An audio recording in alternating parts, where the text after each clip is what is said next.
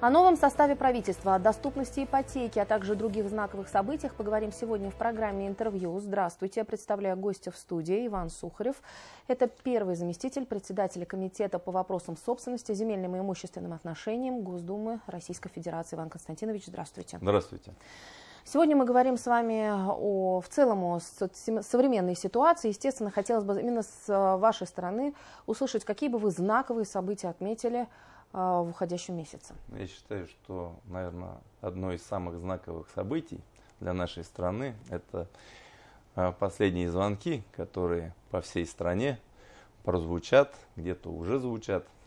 Вот. И поздравить наших учащихся, наших педагогов уважаемых, ну и, конечно, родителей, которые тоже вносят немалую лепту в учебу и своих детей, с этим праздником, с окончанием учебного года, и пожелать всем крепкого здоровья, счастья и, конечно, мирного неба над головой.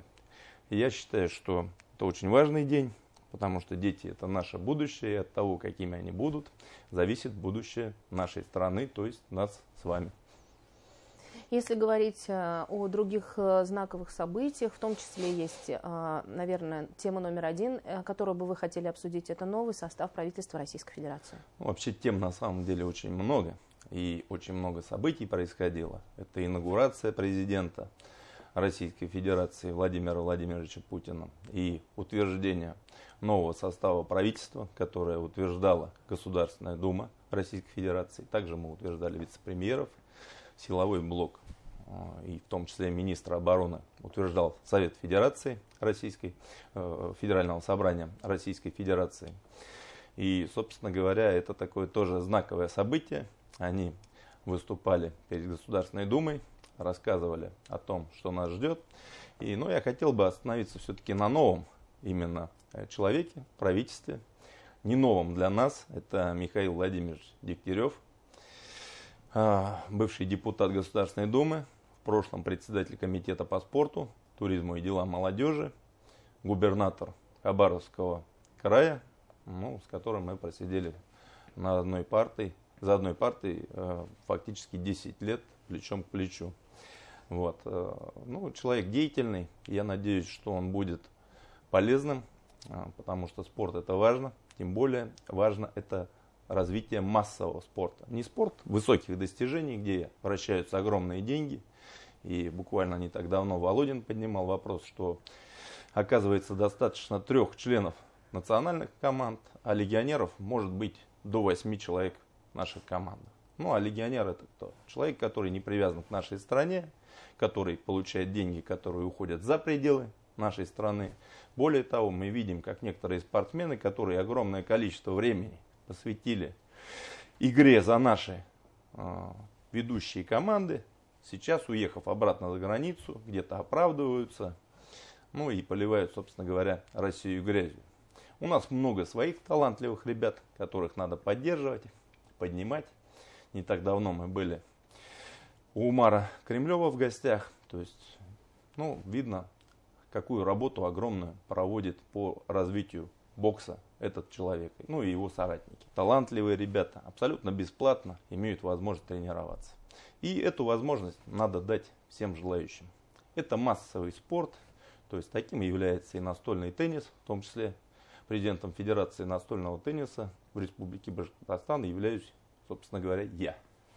И не так давно мы проводили впервые в истории Башкирии, как вы знаете, 2 года уже прошло с момента ухода нашего лидера, основателя ЛДПР. Турнир, посвященный памяти Жириновского, с 24 по 28 апреля он проходил. Этот будет турнир проходить теперь ежегодно, общереспубликанский, но мы надеемся, что он будет расширяться и количество участников его также будет увеличиваться. Что касается Михаила Дегтярева, мы с ним также разговаривали, и он тоже согласен с этой позицией, что необходимо все-таки развивать массовый спорт, бесплатный, доступный в принципе всем, потому что спорт высоких достижений, мы понимаем, что он недоступен всем и каждому. Ну и не всегда связан с тем, что люди на выходе будут здоровыми. Мы знаем, что спортсмены – это и травмы. Ну и, собственно говоря, мы понимаем, что амортизация здоровья колоссальная идет. А массовый спорт – это здоровая нация, здоровая страна. Это важное направление, которым он будет заниматься. Мы ему желаем только успехов. Иван Константинович, если отойти уже от нового правительства, еще одна это актуальная тема сейчас, это именно ипотека, ипотечное кредитование. А мы говорим в целом, которое касается, конечно же, рынка жилья. И если вторичный рынок сейчас стоит, продажи не такие активные, то именно рынок первичного жилья сейчас более-менее активен. Но ведутся споры вокруг ставок на ипотеку. Вот что вы можете в этом плане сказать? Ну, я хотел бы сказать, что мы же постоянно встречаемся, общаемся с нашими гражданами. То есть это наша работа, и я считаю, что работа депутата – это прежде всего общение с людьми. Потому что из окна автомобиля, из окна служебного кабинета ты не увидишь тех проблем, которые интересуют наших граждан. Только прямое общение с людьми, понятно, что желательно лично, в режиме офлайн, скажем так, общаться с людьми. Не всегда это удается, потому что я курирую все-таки 7 субъектов Российской Федерации. И понятно, что, безусловно, самым родным и близким мне субъектом является Республика Башкортостан, моя любимая Башкирия. Но между тем, да, с кем-то приходится и по ВКС вести прием. Вот буквально 18 мая проходил всероссийский прием граждан. По всей стране депутаты принимали наших граждан, общались, встречались, слушали. Те рассказывали нашим депутатам о проблемах, которые имеются. И, конечно, очень большой ажиотаж и общественный резонанс вызвала позиция нашего Минфина по поводу ставки по ипотечному кредитованию 6%, что это слишком мало. То есть ее надо поднимать. Ну, вот это вызвало бурю негодования у наших граждан, я могу вам честно сказать, потому что и 6% они считают, что это очень много. Понятно, что у нас есть где-то программы какие-то, проходят, где-то люди умудрялись и под 2% брать кредит под жилье. Но между тем, конечно, это все нашим гражданам недоступно. Большинство наших граждан находятся в кредитной кабале. Они в долгах, как в шелках. То есть этими вопросами мы тоже занимаемся. К сожалению, проблема очень острая. Это и коллекторы, и приставы в том числе.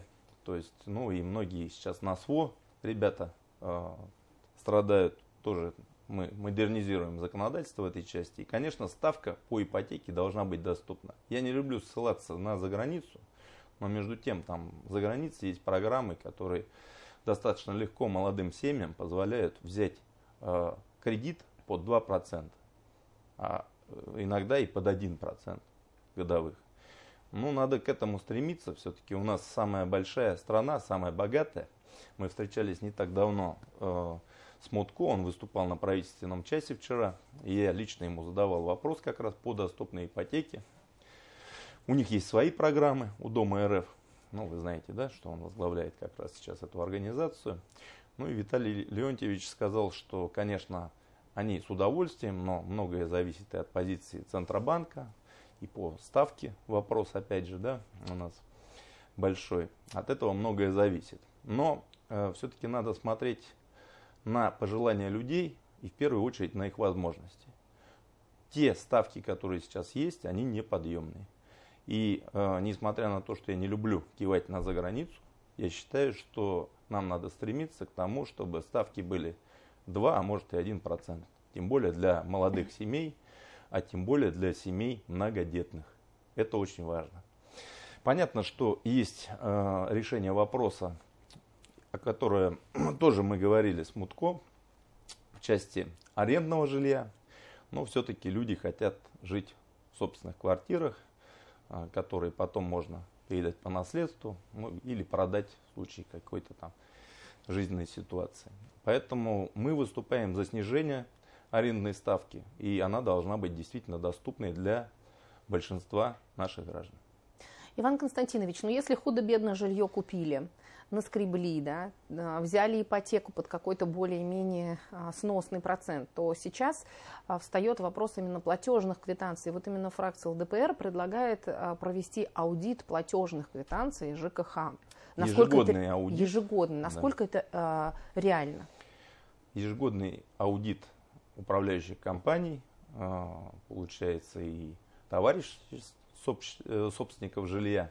Это вполне реально, потому что зачастую люди не могут понять, из чего что состоит, и не платят ли они чего-то лишнего. Ну, зачастую, как мы все знаем, и вы, и мы, и от людей, собственно говоря, на приемах граждан поступают обращения, что, ну, бывают определенные жульнические схемы, и в большей части их используют для того, чтобы вытянуть из наших граждан побольше денег. Это недопустимо, эту систему надо менять, и понятно, что здесь нужен комплексный подход, но это один из тех шагов, который, ну, все-таки заставит привести в чувство, может быть, не полное чувство, но тех, кто пытается залезть в карман к нашим гражданам. Потому что залезать в карман нашим гражданам мы в ЛДПР не позволим. Как можно реализовать эту инициативу, как думаете? Ну, во-первых, это законопроект только, который внесен. Сейчас будет идти обсуждение с правительством, у них будут замечания. Я не уверен даже в том, что этот закон будет поддержан на сегодняшний день. Вот. Но для того, чтобы его реализовать, первое, внести, он внесен. Второе, это отзыв правительства, он должен быть положительный для принятия. Ну и его должна поддержать Государственная Дума, Совет Федерации. Ну и потом в случае этого положительного исхода подписать президент. Собственно говоря, вот такая хронология. Иван Константинович, еще одна инициатива, с которой выступает ЛДПР, это штраф за выгул потенциально опасных собак без намордника. Здесь я хотел бы, кстати, вот такую ужасную историю, которая не так давно произошла здесь на территории Башкирии, когда девочку 2 лет загрызла собака, ну, на участке, на их же участке 2 детей. Вот одна младшая подошла к собаке, и собственная собака загрызла девочку. То есть что говорить про собак, которые, ну, не знают этих людей. Конечно, они нападают, агрессивные, много людей. Ну, честно говоря, давайте используем такую терминологию. Ну, не соображают головой, что ли, что собака, она кусается. И выводят без намордника. Поэтому, ну, эта мера направлена на защиту наших граждан. Прежде всего, конечно, на защиту здоровья наших граждан. Поэтому мы считаем, что это важная инициатива. Иван Константинович, спасибо огромное, что пришли сегодня к нам в студию, поделились теми мыслями, которые сегодня есть, именно теми инициативами, с которыми выступает фракция ЛДПР. Спасибо огромное. Спасибо вам. Всего доброго. Это была программа «Интервью». Спасибо, что были с нами.